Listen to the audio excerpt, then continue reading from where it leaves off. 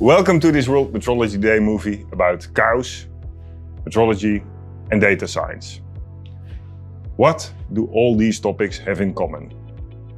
Cows, they graze in the pasture, they produce milk, which gives us butter, cheese and all kinds of wonderful products.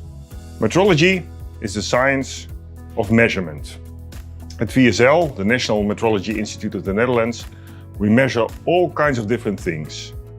One of the things we measure are gas compositions. We are here in the storage facility where we store cylinders of very high precision gases with very well-known composition that VSL ships all over the world.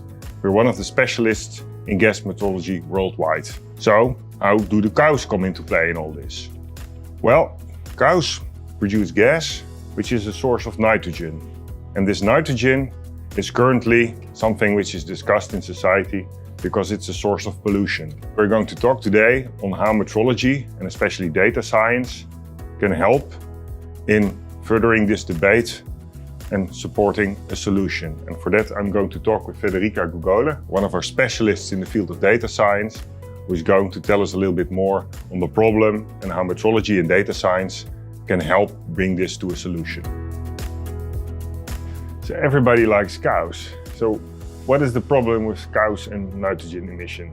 Nitrogen is fundamental to all life on Earth. It's necessary for the synthesis of proteins, for the DNA, and well, it's a basic ingredient for the growth of plants, which provides food both for cows and also for us.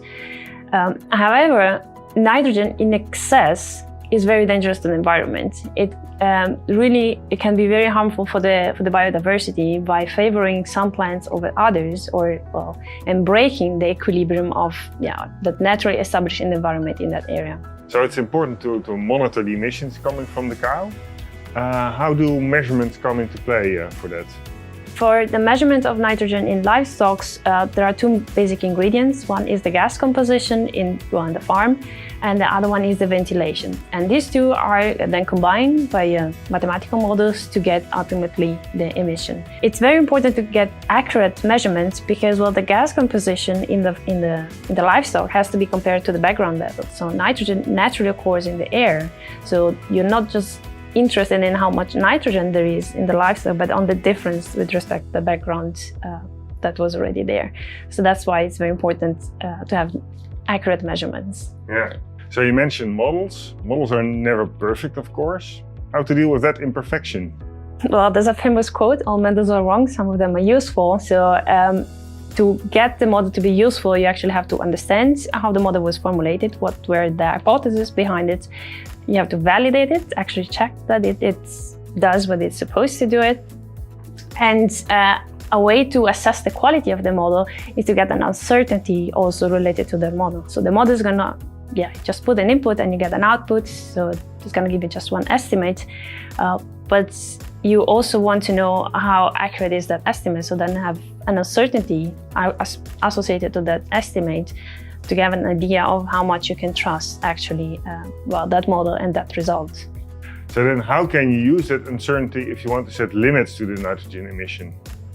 This is an information that is very crucial for policymakers because they have to take measures to reduce the nitrogen pollution. And there are several ways to do it. For example, you could either impose stricter limitation on the farmer side or allow the environment to take the hit. But then it's very important to know what is the uncertainty in the emission. Because if you impose a regulation on the farmer, for example, they are not allowed to go over a certain limit of nitrogen emission.